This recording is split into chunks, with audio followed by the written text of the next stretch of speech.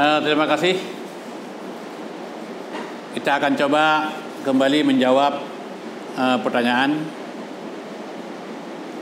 Ini pertanyaan yang berlaku untuk semua orang dan dikerjakan juga pada setiap harinya. Bagaimana caranya supaya kita khusyuk dalam sholat? Itu indah sekali ya. Berarti saudara-saudara ada kemauan supaya salat yang kita amalkan selama ini menjadi salat yang baik, menjadi salat yang sempurna. Tidak semua orang salat itu sempurna. Kalau kita perhatikan sabda Rasul, itu sangat menyedihkan.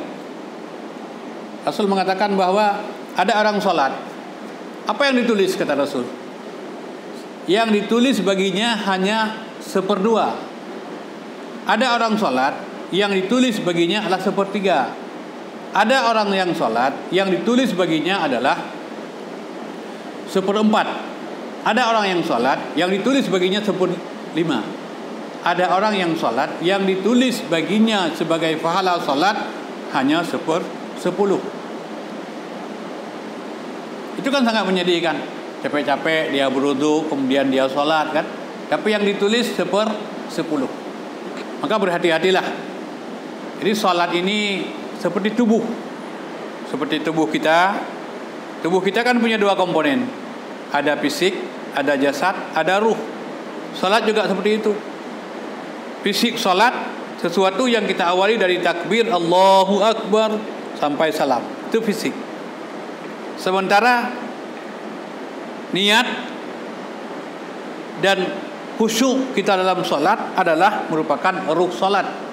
Jadi kalau orang salat tidak ada ruh, tidak khusyuk, itu sama dengan tidak ada ruh. Jadi ruh itu sangat penting bagi orang yang melaksanakan salat. Jadi ruh itu adalah abstrak.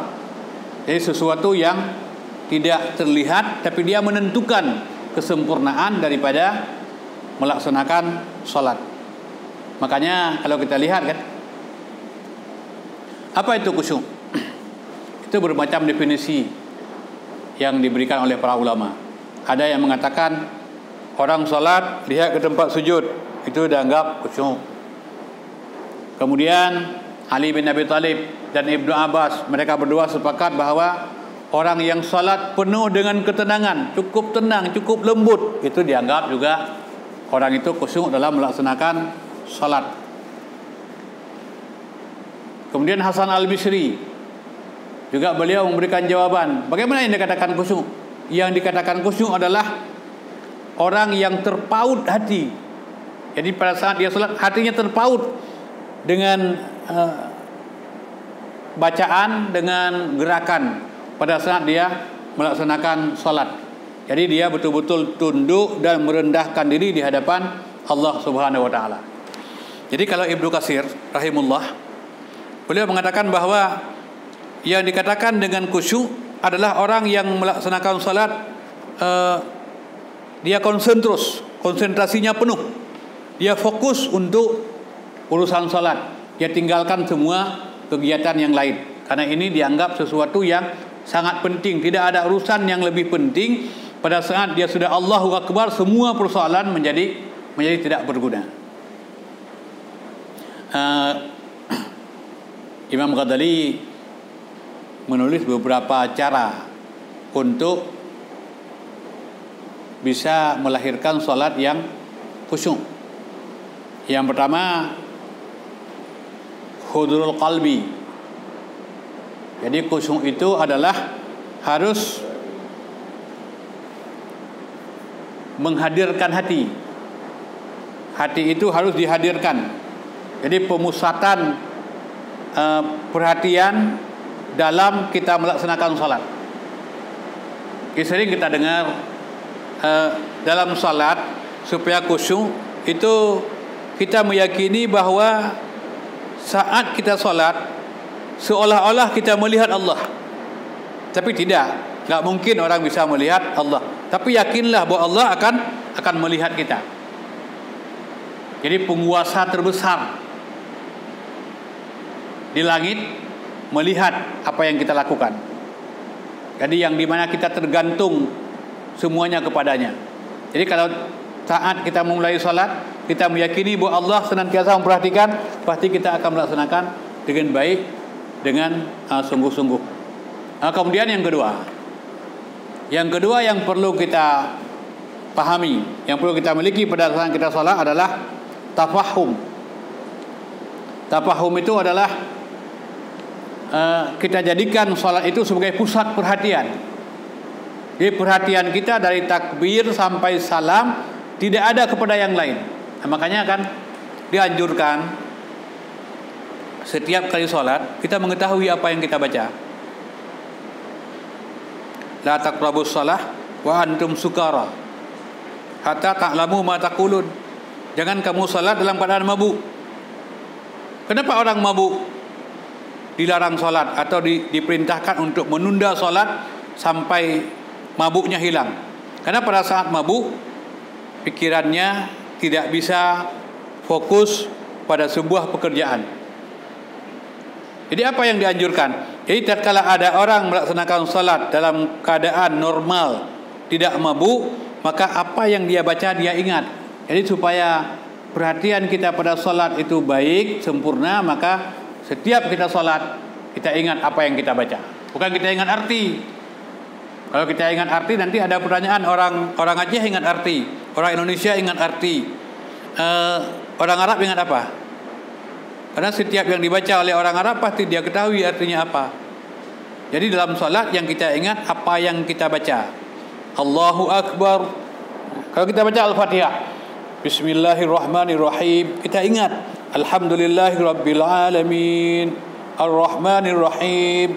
Sehingga pengaruh luar pada saat itu tidak akan masuk ke dalam pikiran kita. Kalaupun masuk, itu bisa kita tepis, bisa kita tolak.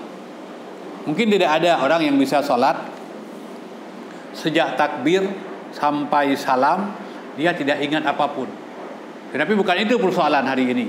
Persoalan hari ini adalah kita sholat, kita bisa fokus. Manakala pun muncul pemikiran yang lain pada saat kita sholat, itu kita harus menolak jauh-jauh.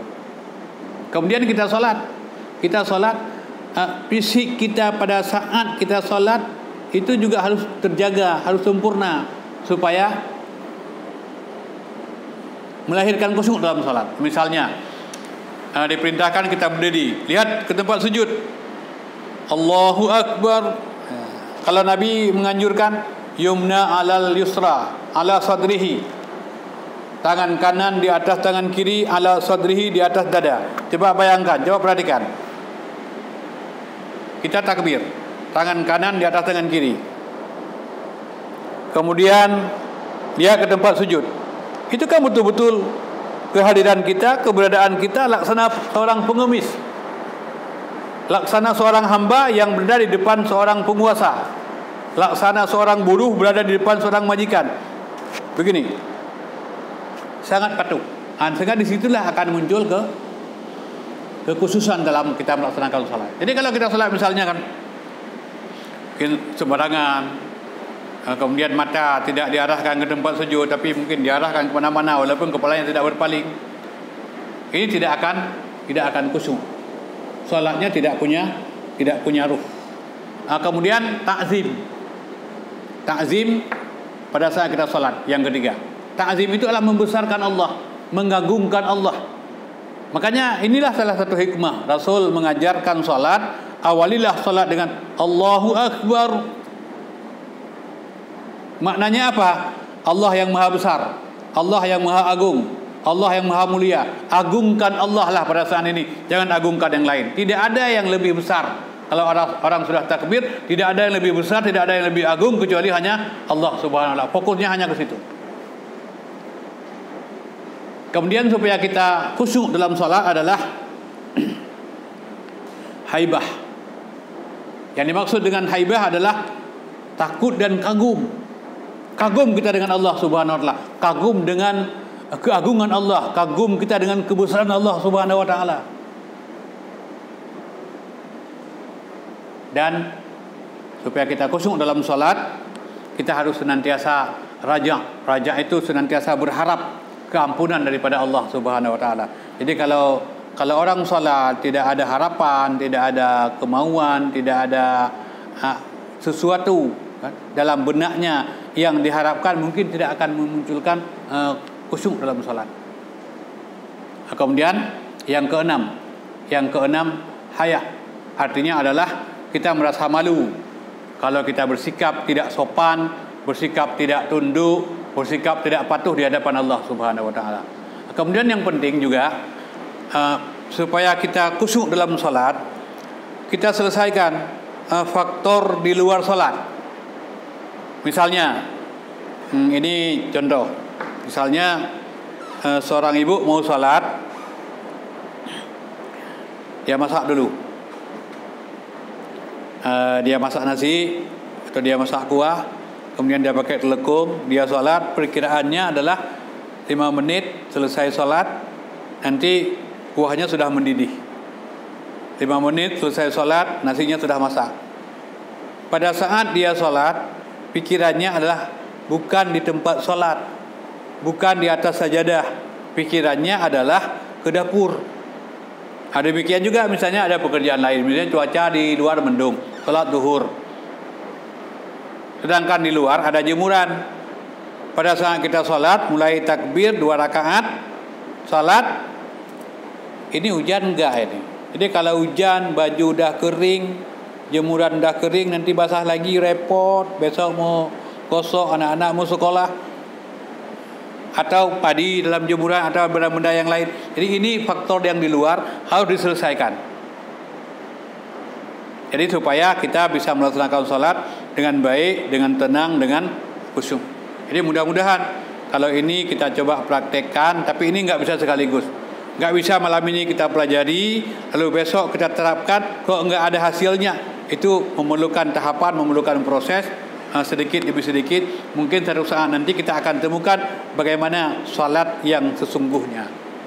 Sehingga salat yang ada ruh, salat yang punya nyawa, salat yang akan bisa membentuk sebuah kepribadian yang baik untuk masa-masa yang akan datang. Jadi selalu kita tingkatkan pengetahuan, selalu kita usahakan untuk bisa kita praktekkan ini dalam pelaksanaan salat setiap harinya. Saya kira demikianlah, lebih kurang mohon maaf, semoga ada manfaat.